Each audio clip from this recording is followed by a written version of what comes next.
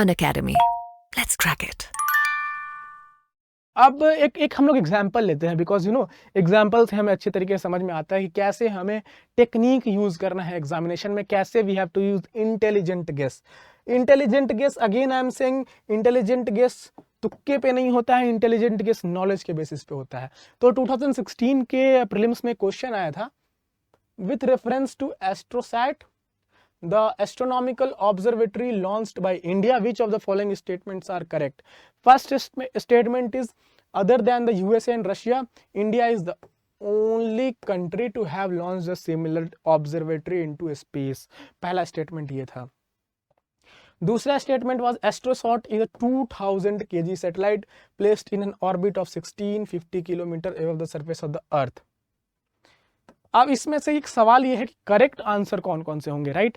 अब जैसे मैंने पिछले स्लाइड में बताया कि जो भी एक्सट्रीम ऑप्शंस हैं, जो भी फैक्चुअल डेटा है, वो ऑफन गलत हो सकता है। तो इसमें हम देखें सबसे पहले एक्सट्रीम ऑप्शन क्या है, ओनली यूएसए, रशिया। चलिए इन्हें मान लेते हैं, ये टेक्निकली ओवर पावर्ड अच्छे कंट्रीज हैं, तो उन्होंने जरूर बनाया होगा।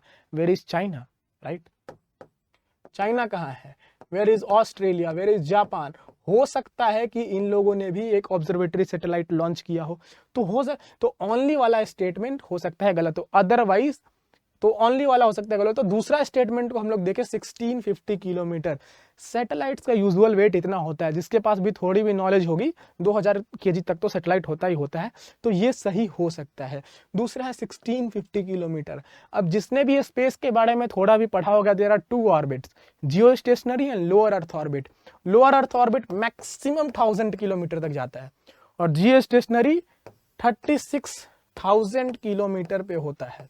अब भाई ये 1650 ना इधर का रहा ना इधर का रहा, तो जाएगा कहाँ? बीच में तो सैटेलाइट लगेगा नहीं, अदरवाइज कोऑर्डिनेशन का इशू हो सकता है।